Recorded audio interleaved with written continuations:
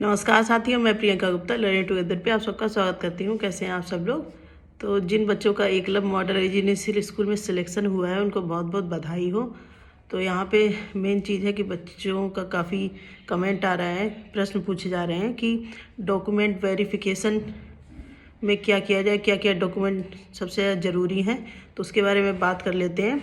सबसे पहली बात, को जो आपकी टीजीटी पीजीटी है, ठीक है, इसका केवल आपका एग्ज़ाम ही था जो आप क्वालिफाई कर चुके हैं, और अब आपका डॉक्यूमेंट वेरिफिकेशन होगा, जिसमें जैसे आप टीजीटी आपने किया है तो उसमें आपकी हाई स्कूल की मार्कशीट और सर्टिफिकेट क्यों, क्योंकि आपकी एज वहीं से पता चलेगी कि आपने टीजीटी में अप्लाई किया है तो आपकी एज कितनी है, आप उसको फुलफ़िल करते हैं या नहीं। ठीक है, तो 10th का मार्कशीट और सर्टिफिकेट आपके पास होना चाहिए।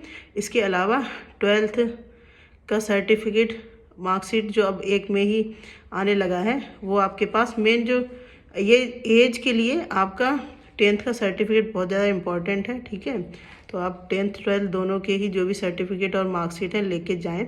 इसके बाद ग्रेजुएशन आपने जिस सब्जेक्ट में अप्लाई किया है उसके आपके ग्रेजुएशन के मार्कशीट होनी चाहिए। ठीक है, और इसके बाद जैसे टीजीटी में सीटेट पेपर 2 क्वालिफाई मांगा गया है तो उसका सर्टिफिकेट आपके पास होना चाहिए।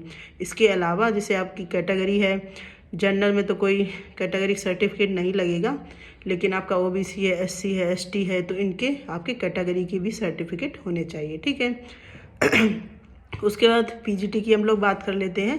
पीजीटी में भी आपका 10th की मार्कशीट और सर्टिफिकेट, 12th की मार्कशीट और ग्रेजुएशन आपका जो भी सर्टिफिकेट और मार्कशीट है। इसके अलावा पोस्ट ग्रेजुएशन आपने जिस सब्जेक्ट अप्लाई किया है उसमें आपका पोस्ट ग्रेजुएशन होना चाहिए, और पीजीटी में भी आपके जो इम्पोर्टेंट कैटेगरी वाले सर्टिफिकेट हैं वो होने चाहिए। इसके बाद हम लोग इस टॉपिक पे बात करेंगे कि अगर कुछ दिक्कत है, आपके सर्टिफिकेट में अपडेट नहीं हुआ है, तो आप लोग अपने अपडेट करवा लें। अच्छा मौका मिला है तो उसको जाने ना दें। अपडेट आप लोग करवा सकते हैं। जो बहुत सारे जनसंचार केंद्र भी खुले हुए हैं, वहाँ पे सर्टिफिकेट वगैरह बनाते हैं, वहाँ से आप करवा लीजिए।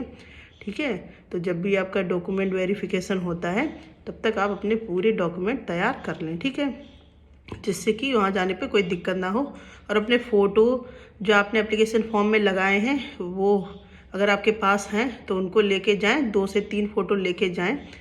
ठीक है, और अगर आपके पास वो फ़ोटो नहीं है किसी रूप में, अगर वो मिल जाते हैं तो उसको ही लेके जाएं, नहीं तो आप दूसरे भी फ़ोटो लेके जा सकते हैं। ठीक है, ये मेन चीज़ें हैं। इसके बाद फिर से मैं रिपीट कर देती हूँ। 10th की मार्कशीट और सर्टिफिकेट, 12th का मार्कशीट, इसके बाद ग्रेजुएशन, पोस्ट ग्रेजुएशन, और अगर आप टीजीटी के लिए अप्लाई करते हैं तो ग्रेजुएशन तक प्लस सीटेट आपका, और पीजीटी के लिए अप्लाई करते हैं तो पोस्ट ग्रेजुएशन का भी लगेगा। इसके बाद आपके जो भी कैटेगरी हैं उसके सर्टिफिकेट लगेंगे। अगर कुछ भी आपका तैयार नहीं है तो करवा लें, जब भी आपकी डेट दी जाती है। ठीक है, तो तब तक आप आराम से तैयार उनको करवा सकते हैं। तो ये था आपका डॉक्यूमेंट सर्टिफिकेट वेरिफिकेशन किस प्रकार से होगा, कौन कौन सी ज़्यादा इम्पोर्टेंट चीज़ें हैं। इसके अलावा अगर कोई भी डाउट है तो आप लोग कमेंट सेक्शन में पूछ सकते हैं, और एकलव्य मॉडल रेजिडेंशियल स्कूल की तरफ से कोई भी ऑफिशियल चीज़ आती है डॉक्यूमेंट सर्टिफिकेट को लेके तो वो भी आप तक ज़रूर बताई जाएगी।